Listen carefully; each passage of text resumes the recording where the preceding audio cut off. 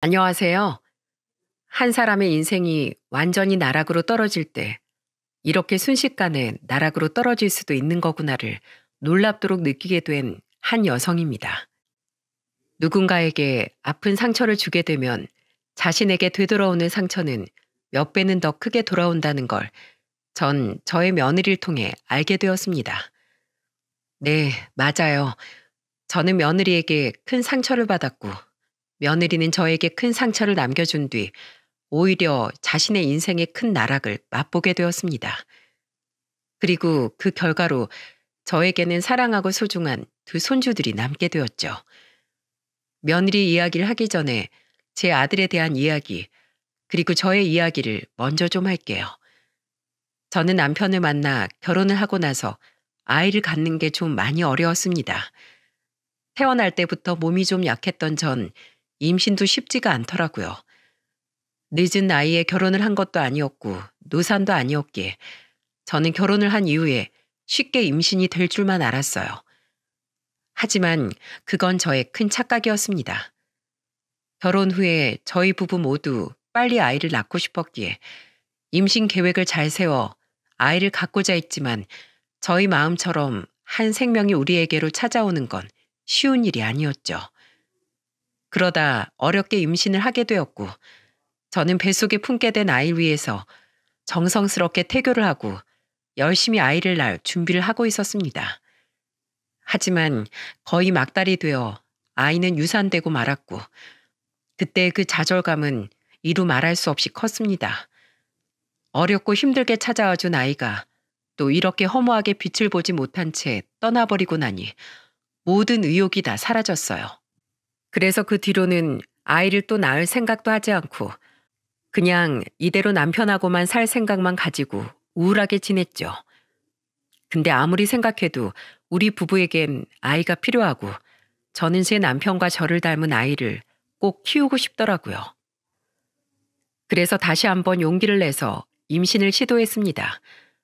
하지만 역시 임신 체질이 아니었던 전 실패에 실패를 거듭했고 그 이후로도 기적적으로 2번이나 임신을 더했지만 그때도 역시나 아이들을 모두 유산할 수밖에 없었어요. 한 번도 아니고 2번, 3번까지 이 좌절이 계속되니 이때는 진짜로 일어설 힘이 없더라고요. 내가 과연 임신이라는 걸 할 순 있는 걸까? 내 남편과 날 닮은 자녀를 낳을 순 있는 걸까 싶어 모든 희망이 다 사라지는 듯 했죠. 그래서 그때부터는 아예 자포자기하는 심정으로 아이는 내 인생에 없다라고 단정지어 생각하고는 남편도 저도 포기하고 그냥 둘이 행복하게 살 생각으로 지내고 있었어요. 아이가 없는 대신에 강아지라도 키워보자 싶어 강아지도 2마리나 한꺼번에 분양을 받아서 키우며 자녀에 대한 간절함과 아쉬움을 달래며 지내고 있었습니다. 근데 강아지를 통해서라도 아이에 대한 간절함을 채워보고자 했던 우리 부부의 마음이 하늘에도 전해졌는지 정말로 생각지도 못하게 또 한 번의 생명이 우리에게 찾아왔고 그때는 계획도 어떠한 노력도 전혀 없었던 때였기에 우리가 느낀 감격과 기쁨은 이루 말할 수 없이 더더욱 컸습니다. 그렇게 기적적으로 찾아온 아이는 다행히도 뱃속에서 잘 버텨주었고 드디어 그렇게 바라고 바라던 아이를 제 품에 안을 수가 있었죠. 꼬물거리는 그 아기를 제 품에 안았을 때 느꼈던 그 감촉과 무게를 전 지금도 잊을 수가 없어요. 그만큼 너무 소중했고 너무 귀했습니다. 그리고 저희 남편도 너무나 기뻐했죠. 여보, 진짜 고생 많았어. 정말 고생 많았다, 우리 마누라. 너무 예쁘다. 우리 아들 너무 예뻐. 눈, 코, 입이 다 우리 마누라 닮았네. 다행이야. 우리 마누라 닮아서 눈도 예쁘고 코도 예쁘고 입도 예쁘잖아. 고마워, 여보. 나한테 이렇게 좋은 선물을 안겨줘서 고마워. 남편은 저와 아이를 보자마자 너무나 감격해 눈물까지 흘렸고 연신 저한테 고맙다며 저를 꼭 안아주었어요.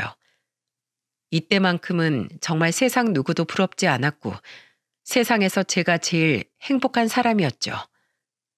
그렇게 귀하게 낳은 제 아들이 우리에게는 기적이나 마찬가지였고, 우리 아들은 그 뒤로 우리에게 또 다른 행운을 주었고, 아들을 낳은 이후에 우리에게는 또 다른 생명이 찾아와 둘째 딸까지 낳을 수 있었습니다.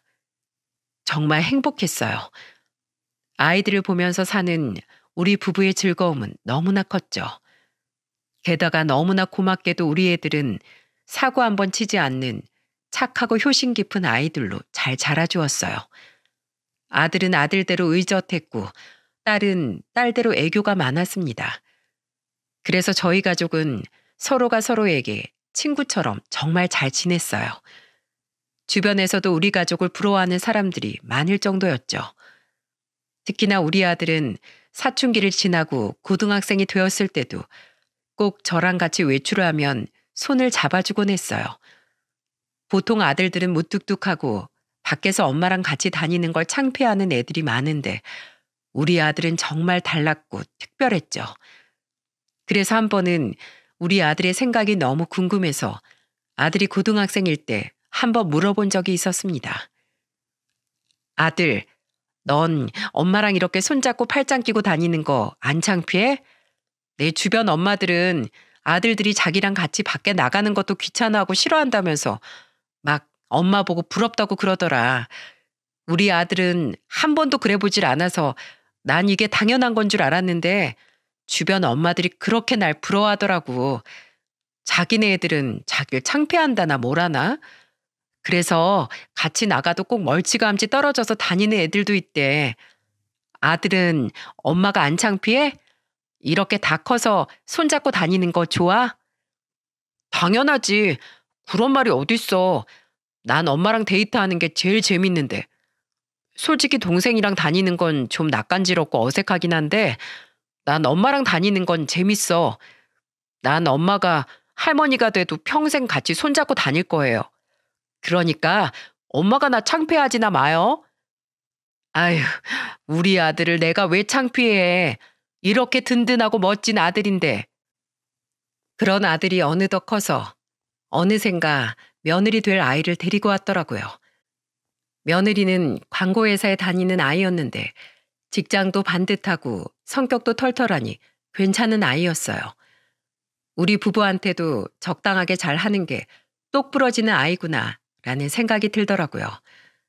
그래서 그 둘의 결혼을 허락하고 남편과 전 서울에 집을 하나 해줬습니다. 물론 엄청 좋은 집까진 해주지 못했지만 그래도 나름 둘이서 신혼살림 차려서 살만한 집 정도는 해줬어요. 아들이 결혼하고 나서도 저희는 자주 왕래를 하며 지냈고 그때마다 며느리와도 아무 문제 없이 잘 지냈죠. 며느리와 전 너무 가깝지도 그렇다고 너무 멀지도 않은 그냥 평범한 고부지간이었습니다. 그래서 저도 며느리에 대해 딱히 큰 불만도 큰 바람도 없이 잘 지내는 편이었어요. 그렇게 안정적으로 아들이 가정을 꾸려 잘 사는 모습을 보며 지내고 있던 평범한 때 저에게 아주 큰 시련이 찾아오게 되었습니다. 그건 바로 갑작스러운 남편의 죽음이었죠. 남편은 원래 심장이 좀 안 좋은 편이었는데 이게 화근이 되었던 것 같습니다. 그래도 나름 건강관리하며 잘 지내고 있다고 생각했는데 어느 날 갑자기 심근경색으로 남편이 쓰러지게 되었고 그 길로 남편을 영영 볼 수가 없었습니다. 원래부터 남편 쪽엔 가족력이 좀 있었는데 남편은 그걸 잘 지나가는 듯 하다가 갑작스럽게 맞이를 하게 되었어요. 원래 심근경색이라는 게 소리 없이 찾아오는 무서운 병이라곤 하지만 저는 이렇게 갑작스럽게 남편을 보내게 될 줄은 꿈에도 생각을 못했어요. 그때 남편 나이가 57세였는데 아직 죽기엔 너무나 이르고 아까운 나이였기에 남편을 잃은 슬픔은 저에게는 더더욱 컸습니다. 게다가 평생 저에게 다정하고 저만 바라보며 살았던 사람이었기에 그 소중한 인연을 떠나보냈다는 슬픔이 너무나 커 남편을 보내는 장례식장에서 정말 실신을 할 정도로 많이 울었어요. 우리 딸도 옆에서 같이 우느라 우리 둘은 거의 무슨 정신으로 그 장례를 치렀는지 모르겠어요. 근데 그때 중심을 딱 잡고 침착하게 모든 장례를 마친 것이 바로 우리 아들이었습니다. 아들은 모든 장례 절차를 보내면서 눈물 한 방울 흘리지 않았어요. 그리고 담담하게 모든 상황들을 정리하고 우느라 지친 저와 제 딸을 돌보며 끝까지 장남 노릇을 했죠. 얼마나 덤덤하게 장례를 치르는지 저희 딸이 아들한테 이런 말까지 하더라고요. 오빠는 아빠가 돌아가신 게 슬프지도 않아? 어떻게 그렇게 미련 하나 없는 사람처럼 눈물 한 방울 안 흘릴 수가 있어? 난 이렇게 슬픈데 벌써부터 우리 아빠가 너무 보고 싶은데 오빠 진짜 매정한 거야? 아니면 냉정한 거야? 나라도 정신 차려야지. 나까지 아빠 돌아가신 거 슬퍼만 하면 아빠는 어떻게 보내드려? 넌 마음껏 슬퍼해. 누군간 울고 또 누군간 아빠를 잘 보내줘야 아빠도 기분 좋게 마지막 가시지. 넌 지금 네 역할을 하고 있는 거고 난 내 역할을 하고 있는 것뿐이야. 오빠. 생각지도 못했던 아들의 대답에 딸은 더더욱 눈물을 흘렸습니다. 그리고 아들이 그렇게 의젓하게 행동하는 걸 보면서 저는 남편을 잃은 슬픈 마음만큼이나 아들이 안쓰럽고 애틋하게 느껴졌어요. 그래서 그때부터는 저도 눈물을 그치고 남편을 잘 보내주기 위해 노력했습니다. 살아생전에 남편은 제가 웃는 모습을 제일 좋아해 주었기에 애써서 웃어보려고 노력을 했죠. 그렇게 남편의 발인이 끝나고 남편을 납골당에 안치를 할 때까지도 저는 끝까지 웃어 보이려 노력을 했어요. 뒤에서 사람들이 수군거려도 상관없었습니다. 마지막까지 남편이 제 웃는 얼굴을 기억할 수 있게 끝까지 웃었죠. 제 딸은 장례가 끝날 때까지 울었고 마음껏 아빠의 죽음을 슬퍼했습니다. 그리고 그건 그거대로 필요한 일이었고 우리 딸이 위로를 받는 길이었어요. 하지만 우리 아들은 남편이 안치될 때까지도 눈물을 흘리지 않았죠. 슬픈 기색 하나 없어 보였습니다. 제 속이 아닐 텐데도 말입니다. 부모이기 때문에 어떤 마음으로 저희 큰아들이 슬픔을 참고 있는지가 눈에 보였기 때문에 저는 마음이 더더욱 미어지는 듯 했죠. 그래서 전 어떻게 하면 이 아들을 위로해 줄 수 있을까 고민하며 기회를 보던 중에 마침 그 기회를 얻을 수가 있었습니다. 장례가 끝나고 남편의 마지막 남은 유품들을 정리하기 위해 애들이랑 집에 있는데 그때 딸이랑 며느리는 밖에서 먹을 걸 좀 사오겠다며 외출을 했어요. 그리고 집안엔 저와 아들만 남아 딱 둘이 있을 기회가 생기게 되었죠. 그때 제가 얼른 아들에게 가서 말했어요. 아들, 아빠 보고 싶지 않니? 우리 아들 지금 누구보다도 마음 힘든 거 엄마 잘 아는데 엄마 이제 아빠 잘 보내주고 마음도 정리됐으니까 이제 우리 아들이 엄마한테 기대 볼까? 우리 아들 아빠 장래 내내 실컷 슬퍼하지도 못했잖아. 내가 너네 아빠를 잘 아는데 분명 네가 이렇게 마음껏 슬퍼하지도 못하는 모습 보면 마음 아파할 거야. 그러니까 이리 와라 아들. 엄마한테 와. 저는 애써 덤덤하게 남편의 영정사진을 다시 닦고 또 닦으며 하염없이 만지고 있는 아들을 보면서 말을 했습니다. 그리고 그제서야 우리 아들은 마음껏 슬퍼할 수 있었죠. 엄마, 나 아빠가 너무 보고 싶어. 아빠가 너무 그리워. 왜 그렇게 갑자기 떠나신 거래? 왜? 너무 보고 싶다 진짜. 나 아직 아빠한테 효도도 다 못했는데 아빠가 좋아하는 낚싯대도 사다 놓고는 바쁘다면서 주지도 못했어. 나 같은 불효자가 어딨어. 엄마, 나 아빠가 너무 보고 싶어. 이제 어떻게 살아? 아빠 보고 싶어서 어떻게 사냐고. 아들은 정말 어떻게 참고 있었던 건지 그 자리에서 수도꼭지를 튼 것 마냥 눈물을 펑펑 흘려가면서 소리를 질렀습니다. 그 마음에 얼마나 한이 맺혔으면 흐느끼는 정도가 아니라 거의 오열을 하며 울더라고요. 그 속이 얼마나 문드러졌을까 싶은 마음에 저 역시도 아들을 품에 안고는 한참을 울었습니다. 그제서야 아들은 제 품속에서 어린 아이 마냥 소리내서 울었고 아들이 고개를 받고 운 제 어깨는 아들의 눈물로 가득 찰 수밖에 없었죠. 이만큼 우리 큰아들은 속이 깊은 녀석이었습니다. 그리고 책임감이 강한 아이였어요. 장례 동안엔 어떻게든 장례를 치르고 저와 딸을 돌봐야 했기에 눈물 한 방울 흘리지 않고 중심을 잘 지키다가 모든 것이 다 끝나니 이렇게 한순간에 무너져 버리고 말았죠. 하지만 우리 아들은 그만큼 또 강하기도 했기에 그날 그렇게 제 품에 안겨 5살 먹은 아이처럼 펑펑 운 이후론 다시 의젓한 제 첫째로 저의 아들로 돌아왔습니다. 그리고 그 이후부터는 자기가 아빠 몫을 대신해야 한다며 가장 노릇을 했습니다. 아들은 수시로 저한테 전화를 해서 제 안부를 물었고 하루에 꼭 3번 이상은 전화를 할 만큼 절 많이 챙겼습니다.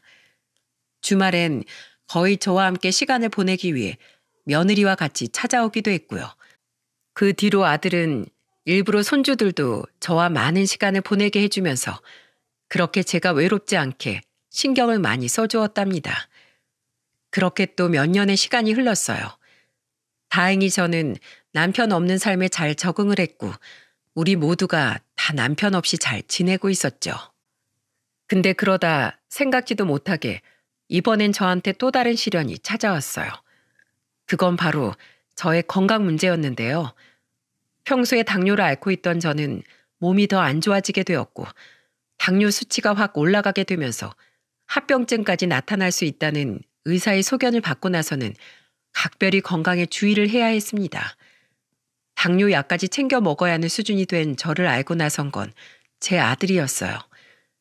몸이 안 좋아 병원에 간 것도 아들과 함께 간 거였기에 검사 결과 역시 아들과 함께 들었던 건데 제 건강의 적신호를 들은 아들은 그때 큰 결심을 했던 것 같습니다.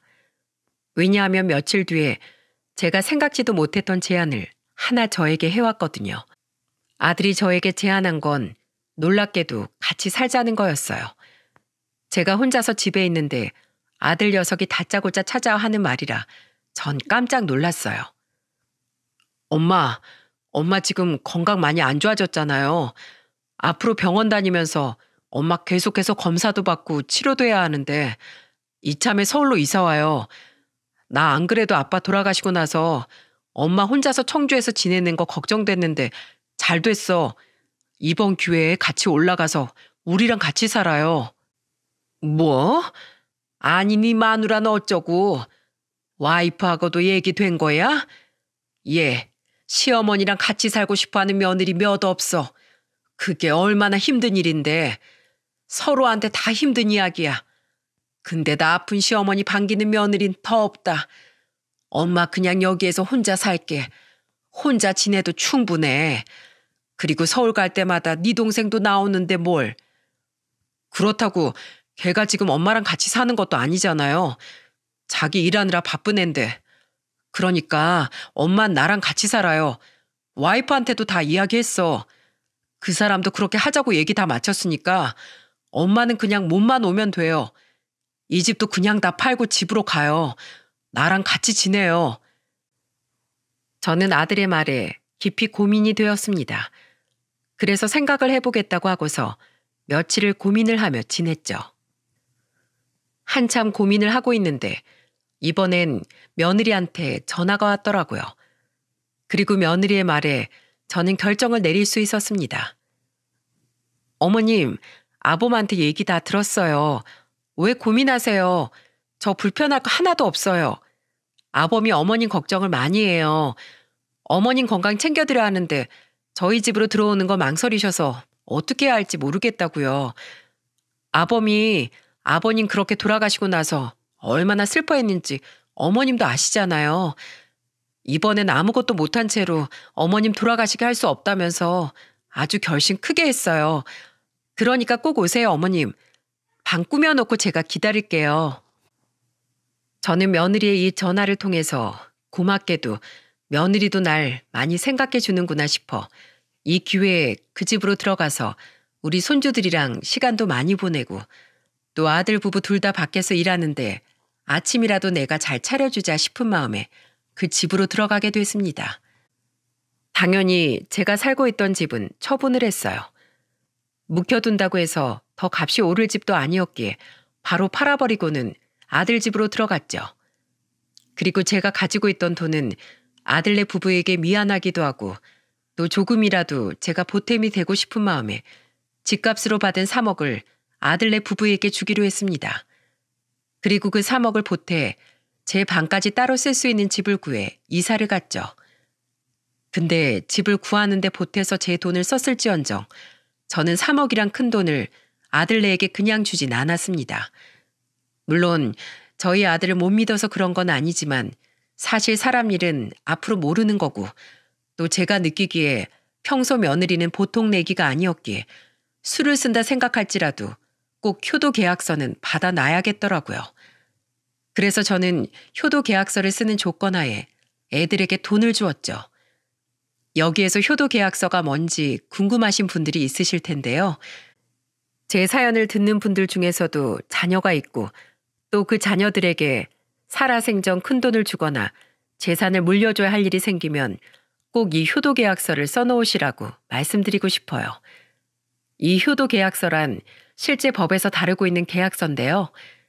저도 이 사연에서 정확하게 알려드리고 싶어서 제 딸에게 물어 정확한 뜻을 알아보니 효도 계약서란 민법 제561조의 부담부 증여를 의미한다고 해요. 쉽게 말해 부모가 자녀에게 재산을 증여하는 조건으로 자녀는 그 부모에게 효도를 할 것을 요구하는 계약서죠. 만약에 이 계약서를 썼음에도 불구하고 자녀가 그 효도를 다하지 않을 땐 부모가 증여 계약을 해제해서 다시 재산을 돌려받을 수 있도록 하는 거예요. 저도 이걸 몰랐는데 몇 년 전에 제 친구가 자기 아들네 부부한테 자기 재산 다 주는 조건으로 그 집에 들어가 살기로 했는데 막상 그 아들네한테 돈을 다 주고 나니까 그때부터 태도가 돌변해 완전 찬밥 신세로 대하더니 결국엔 그 집에서 쫓겨나기까지 했었습니다. 그 이후론 제 친구들 사이에서는 무조건 자식들한테 재산 물려주거나 큰돈 줄 땐 효도 계약서를 써야 한다며 막 이슈가 되었기에 저도 그걸 잘 기억하고 있었죠. 그래서 아들네에게 돈을 주는 조건으로 효도 계약서를 쓴 거였어요. 근데 그때 제가 효도 계약서 이야기를 꺼내면서 새 아파트를 구해 들어갈 돈으로 제 3억을 보태겠다고 하니까 처음에 우리 아들은 됐다고 거부를 하더라고요. 얘들아, 내가 생각을 해봤는데 지금 너네 집에 방이 없잖니? 내가 들어가 살려면 적어도 내 방 하나 작은 거라도 있어야 할 텐데 그러려면 이사를 가야 하지 않겠어? 그래서 말인데 내가 청주집 한 돈이랑 니네 아버지 돌아가시면서 받은 사망보험금 좀 보태면 3억 정도 된다. 이거 내가 줄 테니까 그걸로 보태서 새 아파트 구해. 대신에 공짜로 주는 거 아니야. 너네 이혼계약서라고 알아? 그거 쓰는 조건으로 줄 거다. 어때? 동의하니? 뭐? 효도계약서? 엄마, 자식이랑 부모 사이 간에 그런 계약서 쓰는 것 자체가 난 너무 웃기다. 그런 거 안 써도 내가 충분히 우리 엄마한테 효도할 거니까 걱정하지 마요. 그리고 그 돈을 왜 우릴 줘요? 그냥 그 돈 엄마가 가지고 있다가 필요할 때 써요. 우린 괜찮으니까. 우리 둘 다 돈벌이가 안 되는 것도 아니고 지금까지 모아놓은 돈이 있어서 그걸로 이사하면 돼요. 이 집도 팔면 어느 정도는 돈 나올 거고 하니까 엄만 신경 쓰지 말아요. 아들은 아예 그 돈을 저보고 가지고 있으라며 이야기를 했어요. 근데 역시나 며느리는 아니더라고요. 여보, 그래도 어머님이 보태주신다고 하는데 그걸 굳이 우리가 거부할 이유가 있을까? 어머님 안 그래요? 물론 그 돈 저희 안 주셔도 상관이 없지만 그래도 어머님도 저희 집에 그냥 맨몸으로 오기 미안하시니까 주려고 하시는 거잖아요. 차라리 그 돈 받고 어머님은 저희 눈치 보지 마시고 어머님 집은 충분히 생각해서 편하게 집에서 지내세요. 저흰 그 돈 받고서 어머님께 효도 열심히 하겠습니다. 효도 계약서도 얼마든지 쓸게요. 며느리는 저에게 효도 계약서까지 다 쓰겠다며 적극적으로 나섰고, 저도 며느리 말대로 공짜로 이 집에 와서 사는 것보다 돈 주고 들어와 사는 게 훨씬 마음이 편했기에 바로 진행을 했습니다. 효도 계약서 내용은 이거였어요. 첫째, 아들 박도윤, 며느리 이진영은 나 김순희가 죽을 때까지 한 집에서 모셔야 한다. 둘째, 아들 박도윤, 며느리 이진영은 내 재산 3억으로 도박이나 주식 투자 혹은 유흥 생활을 금지한다. 셋째, 아들 박도윤, 며느리 이진영은 내가 아프더라도 끝까지 나를 모시며 봉양한다. 위 조건들을 위반할 시 김순희의 재산 3억은 곧바로 현금으로 반환한다. 이게 바로 계약서에 적힌 내용이었습니다. 우리는 지장까지 찍고 실제로 공증까지 다 받아놓고는 한 집 살림을 시작했어요. 결혼을 하고 나서 한 몇 개월까진 좋았습니다. 아무런 문제가 없었어요. 집도 좋은 곳으로 잘 이사를 갔기 때문에 아무 문제 없이 잘 지낼 일만 남았죠. 하지만 얼마 못 가 우리는 부딪히기 시작했고, 제가 부딪힌 사람은 바로 며느리였습니다. 우리 아들은 저와 부딪힐 일이 없었어요. 처음에는 그냥 잘 지내는 듯 했어요. 근데 시간이 점점 지나면 지날수록 며느리의 실제 모습들이 나오더라고요. 그건 바로 며느리의 해도 너무한 게으름이었습니다. 며느린 진짜 게을러도 그렇게 게으를 수가 없었어요.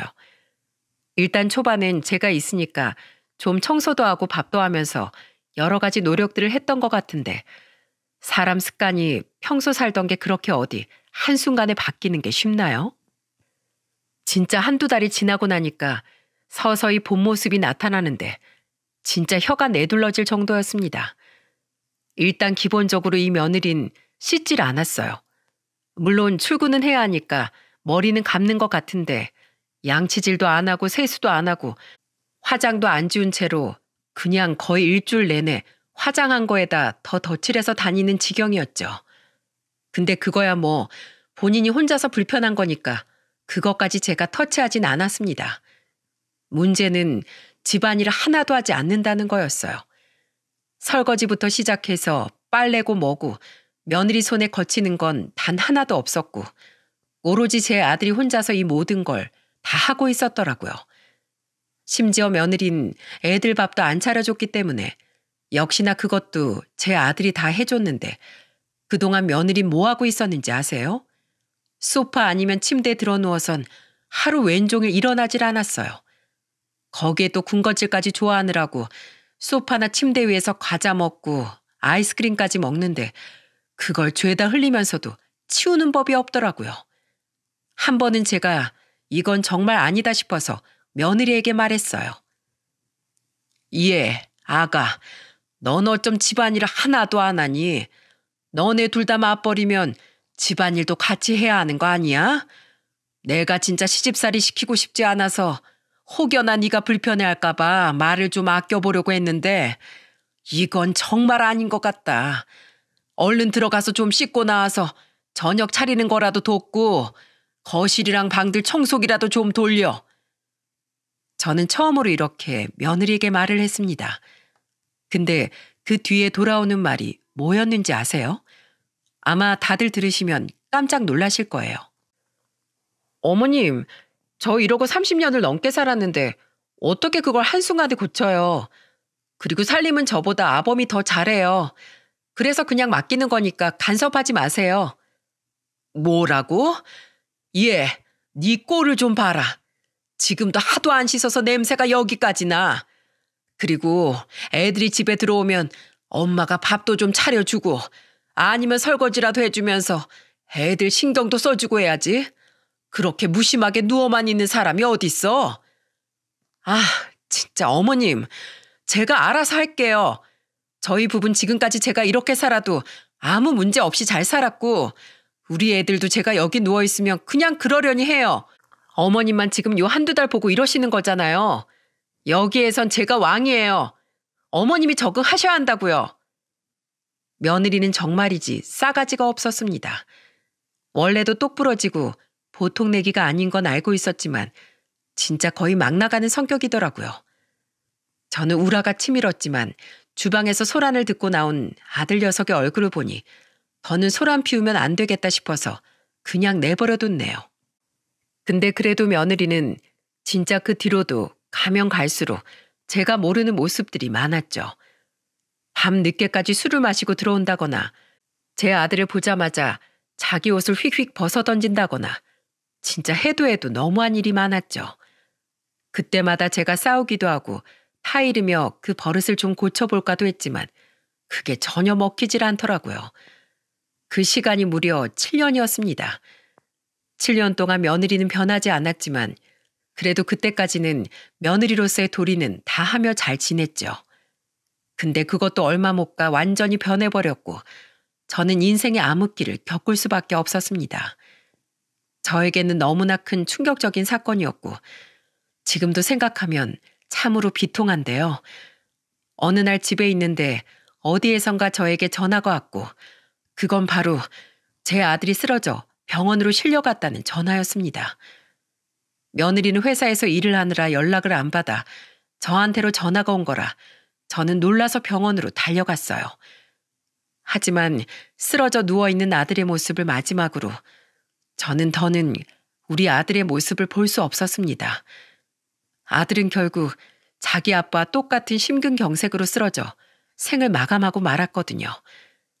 아들은 약국을 하나 차려서 일을 하고 있었는데 손님이 많지 않은 시간이라 파트타임 직원도 출근하지 않았던 시간이었습니다.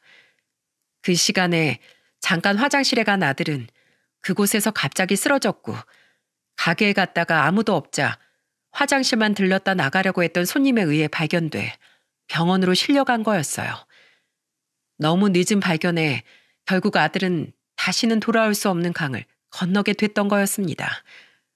저와 며느리는 아들의 죽음을 맞이하자마자 통곡을 했어요. 안 돼. 아들아, 안 된다. 이렇게 허무하게 갈 수는 없어. 네가 어떤 아들인데. 나한테 네가 어떤 아들인데. 저는 정말 너무나 슬퍼 거의 울부짖는 소리가 나왔고 옆에서 며느리도 충격을 많이 받았는지 거의 실신할 정도로 울더라고요. 우리 손주들은 말할 것도 없이 슬퍼하고 있었는데 그때 우리를 돌봤던 게 제 딸이었습니다.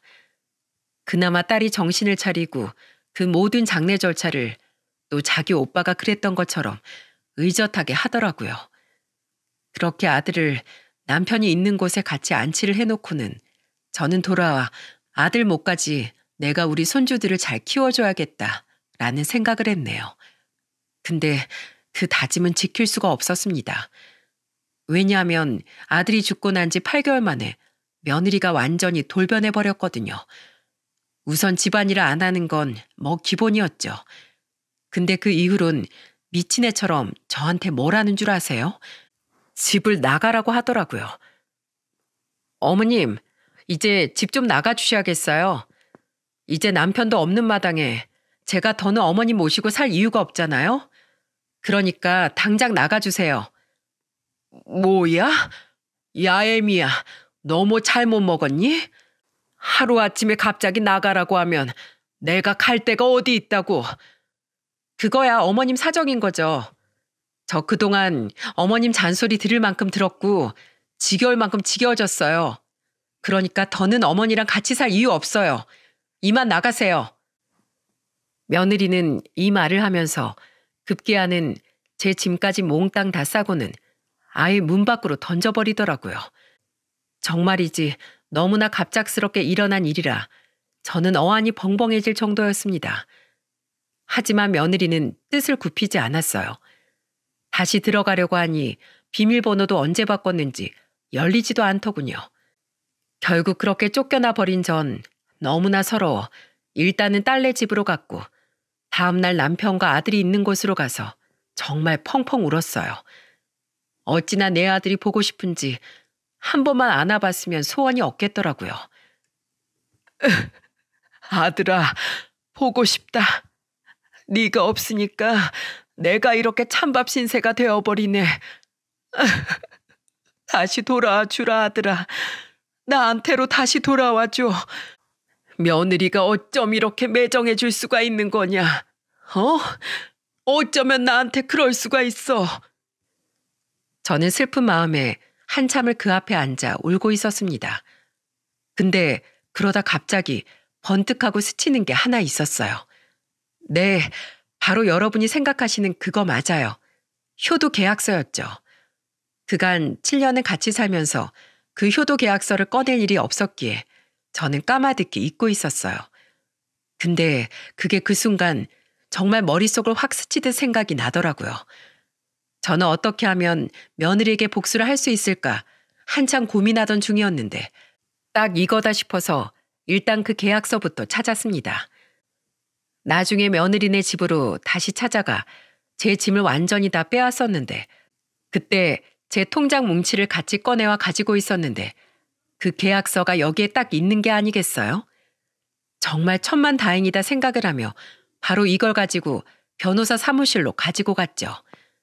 변호사는 제 계약서를 보더니 좀 어려울 수는 있지만 승산이 있다면서 한번 해보자고 하더라고요. 그래서 바로 그때부터 소송에 들어갔습니다. 아들이 묻힌 고향 선산에 가서 아들이 너무 보고 싶어서 통곡을 했어요. 그 당시 정말 얼마나 울었는지 모릅니다. 그러다 그때 생각난 것이 있었습니다. 당시 제가 잊고 있었던 효도 계약서가 생각이 났어요. 아들 집으로 들어갈 때 썼던 것이 생각이 났어요. 변호사를 찾아갔더니 쉽지는 않을 거라고 했지만 그래도 공증을 받아놓은 계약서니 해보자고 하기에 바로 소송에 들어갔죠. 그리고 소송에 들어가면서 며느리에게 가서 먼저 제 돈을 내놓으라고 이야기를 했습니다. 하지만 역시나 며느리는 뻔뻔하게 나오더라고요. 아니, 어머니, 지금 그게 몇 년 전 건데 이제 와서 꺼내가지고는 소송을 걸겠다고 하시는 거예요? 그리고 손주들 생각도 하셔야죠. 저한테서 그 돈 다 빼가시면 얘네들은 어떻게 되라고요? 애들 대학교도 보내야 하고 앞으로도 계속 쭉쭉 나갈 돈이 천진데 코 묻은 돈 뺏어가실 거예요? 그리고 참 어머님 양심도 없으시네요. 그동안 저희 집에서 먹고 자고 한 게 있는데 어머님 양심도 정도껏 없으셔야 할 것 아니에요. 저 그 돈 못 드리니까 소송을 걸든 뭐 고소를 하든 알아서 하세요. 뭐야? 그래, 내가 너 그렇게 나올 줄 알았다. 어디 두고 보자. 누가 이기는지. 저는 뻔뻔한 며느리를 보면서 차라리 잘 됐다 싶었습니다. 이렇게라도 소송을 걸어 저 높은 코를 납작하게 만들어줘야겠다. 단단히 다짐이 되었거든요. 그렇게 소송을 하고 있던 중에 저는 딸이 있는 집으로 들어가서 살고 있었어요. 딸은 예술 쪽으로 일을 한답시고 집도 딱 방 한 칸짜리 얻어서 지내고 있었고 저도 돈 한 푼 못 받고 쫓겨난 신세였기에 다른 곳으로 이사 갈 수도 없어 거기서 둘이 같이 지내고 있었어요. 근데 그 임시 거처를 알고 있던 제 큰손주가 갑자기 절 찾아왔더라고요. 아니, 여긴 어떻게 왔어? 왜 왔어? 그 짐은 다 뭐고? 할머니, 나 할머니랑 같이 살면 안 돼요? 저 할머니랑 살고 싶어요. 뭐? 아니, 무슨 일이길래? 너 집에서 무슨 일 있었니? 어? 할머니, 엄마랑 같이 못 살겠어요. 엄마가 우리 밥도 안 해주고 맨날 집에서 빨래랑 청소만 시켜요. 엄마랑 같이 살기 싫어요. 아빠가 너무 보고 싶어요. 이리 와라, 정상아. 괜찮어. 울지 마. 울지 마, 내 손주. 아이고, 그래, 힘들었겠네. 우리 손주 너무 힘들었겠어. 저는 괘씸한 며느리 행동에 화가 나서 바로 그날 며느리에게 전화를 했습니다. 야, 너 대체 무슨 짓을 했길래 내 손주가 나랑 같이 살고 싶다고 와. 너 애들한테 또 무슨 짓 했어? 무슨 짓 했냐고? 애가 엉엉 울면서 나한테 집안일 하기 싫다며 밥 먹고 싶다고 말하더라. 너 애미 맞아? 당장 둘째도 보내. 여기로 보내라고. 제가 왜요? 하여간 걘 지 아빠 빼다 박아서 할머니밖에 모르지. 둘째는 제가 좋답니다. 나랑 같이 살겠대요.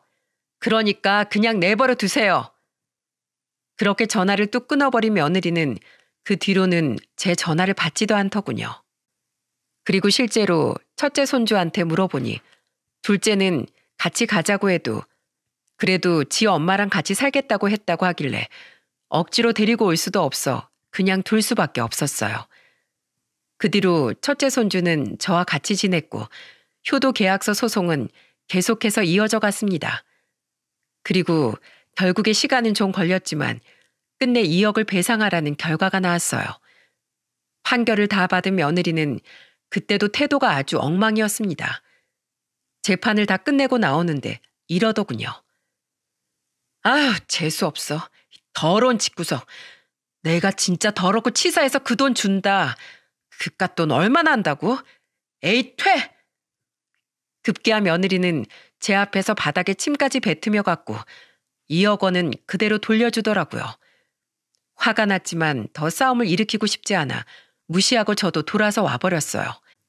며느리는 당시 큰손주도 보고는 야, 넌 나 버리고 네가 알아서 나갔지?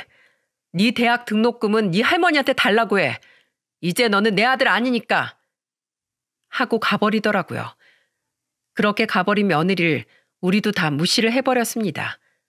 근데 그 매정하고 나쁜 며느리는 역시 하늘이 보복을 하는 듯 하더라고요.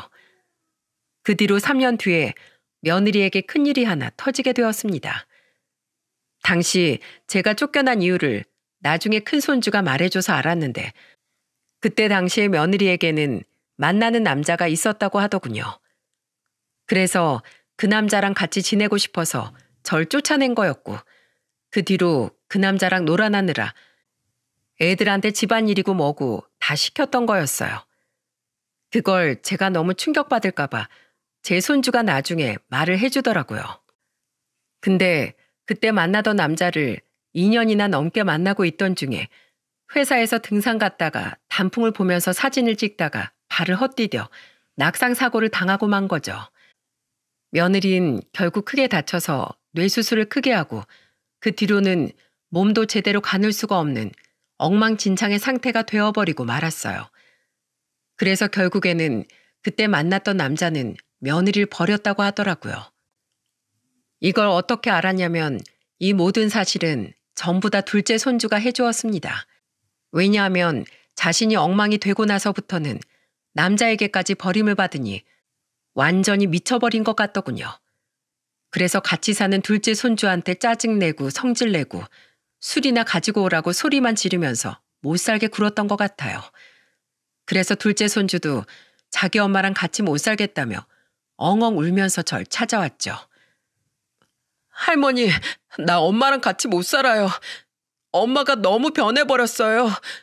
맨날 소리만 지르고 엄마 술 마시면 안 되는데 맨날 술 가지고 오라고 나한테 화만 내요. 외할머니도 힘들어서 나 하나도 안 도와주고 맨날 안방에만 있어요. 나도 할머니랑 같이 살래요. 나 이제 엄마랑 같이 못 살겠어요. 작은 손주까지 이렇게 울면서 저를 찾아오는 걸 보니 저는 억장이 무너지는 것 같았습니다. 얼마나 애를 괴롭혔으면 애가 완전 반쪽이 돼서 저한테 돌아왔더라고요. 외할머니라는 사람은 애가 이 지경이 될 때까지 밥도 안 해먹이고 자기 딸만 쳐다보면서 한숨만 푹푹 쉬며 시간을 보내는 듯했고요. 기가 막힌 상황에 저는 둘째 손주까지 받아줄 수밖에 없었습니다. 나중에 제가 둘째 손주 짐을 챙기러 그 집에 갔는데 며느리가 어눌한 목소리와 어눌한 행동으로 절 보자마자 이러더라고요. 당신이 여기 왜 와? 왜? 나한테서 돈 다 뺏어가고 내 자식들까지 다 뺏어갔으면서 여길 어떻게 찾아와? 내 손주 지키러 왔다. 왜? 당장 여기에서 내 손주 짐 다 빼갈 거니까 그렇게 알아. 뭐야? 이게 어디서 또 도둑질이야. 절대 안 돼. 절대 못 가. 급기야 며느리는 제 팔을 잡고는 어떻게 해보고 싶은데 제 몸이 안 따라줘서 힘든지 하염없이 흔들고만 있었습니다. 그걸 제 큰손주가 보더니 맞고는 이렇게 말을 했어요. 엄마, 제발 그만해요. 할머니한테 왜 그래? 할머니가 무슨 잘못을 했다고. 우리 이제 엄마랑 안 살아요. 더는 못 살아. 그러니까 할머니한테 그러지 마요. 닥쳐. 너도 똑같아. 나쁜 것들. 이 나쁜 것들아. 어떻게 날 버려? 어떻게 너희가 날 버릴 수가 있냐고. 내가 누군데. 내가 니네 엄만데. 며느리는 첫째가 제 편을 드니까 그제서야 바닥에 주저앉아 대성통곡을 했습니다. 근데 그 모습을 보면서 한마디 해줘야겠더라고요. 그래서 처음이자 마지막으로 시어머니로서 말했죠.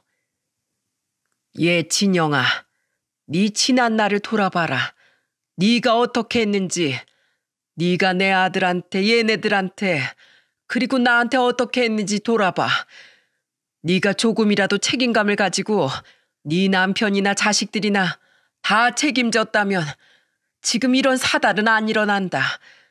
그러니 앞으로 네가 뭘 잘못했는지 고이고이 생각하며 살아. 그리고 철저하게 후회하고 다시 돌이켜. 다신 그러지 않겠다고 다짐하고 새 인생 살라고. 그때까진 난 우리 애들 너 못 보여준다. 짐 챙기고 갈 테니 쉬어라. 어머니, 죄송해요. 잘못했어요. 제가 잘못했어요. 저 버리지 마세요. 아범도 없고 그 남자도 아픈 인간은 돈 많이 든다며 쓸모가 없다면서 저 버렸어요.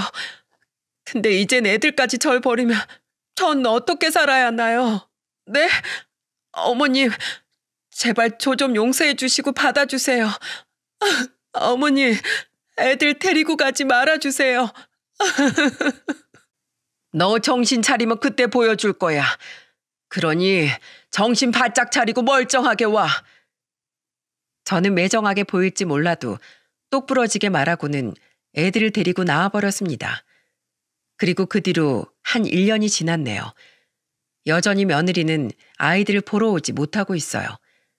간간히 애들이 외할머니랑 연락을 하는 것 같은데 여전히 며느리는 아픈 몸이 회복이 안 되었고 여전히 그 성질머리를 죽이지 못해 이젠 자기 친엄마까지 힘들게 하면서 지내고 있는 듯 하더라고요. 그래서 저도 애들을 보여줄 생각을 하지 않고 있습니다. 이번에도 또 애들이 가버리면 얼마나 고생할지 눈에 훤히 보이기 때문이죠. 지금은 며느리에게 돌려받은 2억 원으로 집을 하나 얻어 애들이랑 같이 지내고 있답니다. 제 딸은 혼자서 지내는 게 편하다고 해서 그러라고 했고 저는 우리 두 손주들과 같이 지내면서 애들 학교 보내는 거에만 집중하면서 지내고 있는 중입니다. 다만 제가 애들 생활비를 더 벌 수 없는 상황인지라 우리 딸이 이제는 예술 쪽 일을 하면서 번 듯한 직장으로 취직까지 해서 자기 조카들 챙기면서 지내고 있는 중이에요. 우리 애들도 처음엔 엄마를 많이 보고 싶어 하는 듯 하더니 나중에 마지막에 보이던 엄마의 모습이 너무나 충격적이었는지 금방 잊고 저와 사는 생활에 익숙해져 지금은 학교도 잘 다니고 있어요. 저는 마냥 딸한테만 일을 맡길 수 없어서 제가 할 수 있는 일들을 찾아서 하고 있고 얼마 전에 요양보호사 자격증을 할머니들도 다 딸 수 있다고 하길래 그걸 따고는 지금 하루에 몇 시간씩이라도 일을 하고 있네요. 앞으로 우리 애들 대학 등록금도 내줘야 하고 장가도 보내야 해서 갈 길이 멀지만 그래도 우리 손주들과 함께 지내는 이 시간들이 저에게는 참 소중하답니다. 제 아들 대신에 제 두 손주들이 왔다고 생각을 해요. 여러분, 사람은 인생을 참 잘 살아야 하는 것 같아요. 언제나 높은 곳에만 있는 것도 아니고 언제나 낮은 곳에 있는 것도 아니니까요. 제 며느리는 항상 인생이 잘 풀리니 그냥 콧대가 높았던 것 같습니다. 그러니 저를 매몰차게 내쫓았던 거겠죠. 하지만 한순간에 몸이 망가지면서 자신이 그랬던 것처럼 버림을 받게 되는 최후를 맞이하게 되었네요. 저는 근데 이런 며느리의 아픔이 결코 통쾌하지가 않습니다. 오히려 안쓰러워요. 그래서 제발 정신 차리고 새 인생 살아서 다시 자기 아들들과도 재회하며 왕래하며 책임을 다하는 인생을 살았으면 하는 마음이 큽니다. 그래서 멀리서나 안녕하세요. 식당을 운영하고 있는 30대 여자입니다. 여러분은 결혼이 뭔지 진지하게 고민해 보신 적 있으신가요? 저도 결혼을 했지만 솔직히 그냥 생각 없이 이 사람이 좋고 이 사람이 믿을만하고 남들 다 하는 결혼 살면서 한 번쯤 해야지 하는 생각으로 한 것 같습니다. 지금까지 별탈 없이 잘 살았기에 더욱이 결혼이라는 제도에 대해 진지하게 생각해 볼 기회가 없었고요. 결혼해서 성공이란 단순히 올바른 상대를 찾음으로써 오는 게 아니라 올바른 상대가 됨으로써 온다는 글을 본 적이 있었는데 솔직히 맞는 말은 아니라는 걸 깨달았어요. 아무리 내가 노력해서 올바른 상대가 돼도 상대방이 그 마음을 저버리고 알아주지 않으면 비극으로 끝나는 게 바로 결혼이니까요. 저는 이번에 결혼이 뭔지 또 가족이나 자식의 존재가 뭔지 생각해 보게 되는 사건이 제 앞에 터지고 말았습니다. 다른 누구도 아닌 저의 부모님으로 인해서 말이죠. 경상도 토박이인 저희 가족은 서울에서 대학을 다니고 취업한 여동생을 빼고 모두 계속 경상도에서 살고 있어요. 부모님께서는 합천에서 농사를 지으셨고 저는 고령으로 가서 보쌈집을 열고 결혼을 했습니다. 남동생은 본가에서 가까운 곳에 살면서 합천에서 경찰을 하고 있었고요. 결혼까지 서울에서 한 여동생을 빼고서는 가까이 사는 가족들은 자주 왕래를 하면서 살았네요. 저와 남동생이 날을 잡고 본가에 가면 늘 부모님보다도 저희를 먼저 반겨주시는 분들이 계셨습니다. 바로 김씨 아저씨 부부였죠. 김씨 아저씨는 저희 아버지의 무려 초등학교 친구십니다. 같은 동네에서 나고 자라 형제처럼 큰 두 분은 나중에는 부부끼리 친구가 되고 태어난 자식들도 친구가 되었죠. 멀리 사는 사촌들보다도 김씨 아저씨 내외를 많이 보고 자란 저희는 김씨 아저씨뿐만 아니라 김씨 아저씨 아내분께 늘 이모라고 부르며 잘 따랐습니다. 어렸을 때는 김씨 아저씨의 아내이니까 아무 생각 없이 똑같이 김씨 이모라고 불렀거든요. 그랬더니 이모가 이러시는 거예요. 야, 아들이 와 나는 김씨라고 부르노? 나는 안신디. 어린애들이 그저 김씨 아저씨랑 세트로 김씨 이모라고 부른 거죠. 이후로는 그냥 이모라고 불렀지만 막내였던 여동생은 떡이모라고 부르기도 했어요. 방앗간을 했던 이모는 늘 저희 집에 올 때 마악한 떡을 가져오셨거든요. 본가에 가면 아버지나 어머니 목소리보다는 김씨 아저씨의 목소리가 먼저 들렸습니다. 아이고 우리 딸내미랑 아들내미 왔네. 야 우리 선정이 와 이리 삐쩍꼬랐노. 김씨 아저씨 와 계셨네요. 이제 이 집이 우리 집인지 김씨 아저씨 집인지 헷갈려요. 그래 내가 이 집 안방까지 꿰찰라고 그란다. 아이고 마 헛소리 말고 저 가서 양동이나 쌓아놔요. 선정아 잘 왔다. 뭐 묻나? 아이고 아가 와 이리 바람 불면 휘 날아가게 말랐노. 가서 너희 어머니랑 같이 국수 먹자. 국수. 너 온다 해서 멸치 육수 내놨다 아이가. 선정이 네가 잔치국수 억수로 좋아한다 아이가. 이모 전 안 보이세요? 예전부터 아주 누나만 예뻐하시지. 아이고 왜 우리 민호가 안 보이겠노. 키만 이렇게 커갖고 아주 저 논에 나가 있어도 다 보이겠다. 가까이 살면서 심심하면 건너와서 점심 같이 먹고 안 심심해도 뭐 하나 생기면 같이 먹자고 건너와서 저녁 먹는 사이인 저희 부모님과 김씨 아저씨 부부는 어디가 누구 집인지 이제 신경도 안 쓰일 정도로 허물없고 가까운 사이였어요. 두 집 모두 농사를 지었지만 본인 집 농사보다는 상대방 집 농사가 잘 됐나 걱정을 하는 사이였죠. 김씨 아저씨는 제 기억 속에 맛있는 걸 많이 해주시는 아저씨였어요. 어렸을 때 여름만 되면 연례 행사처럼 가까운 계곡으로 두 가족이 나란히 놀러 갔었는데 그럴 때마다 아저씨 손에서는 집게와 가위가 떨어지지 않았거든요. 장어도 구워주시고 고기도 구워주시고 저희 배가 터질 만큼 빵빵해진 걸 보셔야 본인 입에 고기를 넣기 시작하셨고요. 신기한 게 평소 술을 안 좋아하셔서 입에도 안 되는 저희 아버지는 꼭 김씨 아저씨만 계시면 술을 드셨어요. 김씨 아저씨 앞에서는 술 한 잔 걸치고 풀어진 모습을 보여주셨죠. 제가 왜 매번 김씨 아저씨랑만 술을 드시냐고 물으니까 아버지는 이렇게 대답하셨어요. 내가 마음이 편해서 그런다 아이가. 마누라랑 아들 앞에서 안 보여주고 싶은 모습은 김순천이 앞에서는 마음 편히 보여줄 수 있다. 저는 그 말을 듣고 아, 이게 무뚝뚝한 경상도 사나이들의 우정인가 이런 생각을 했었습니다.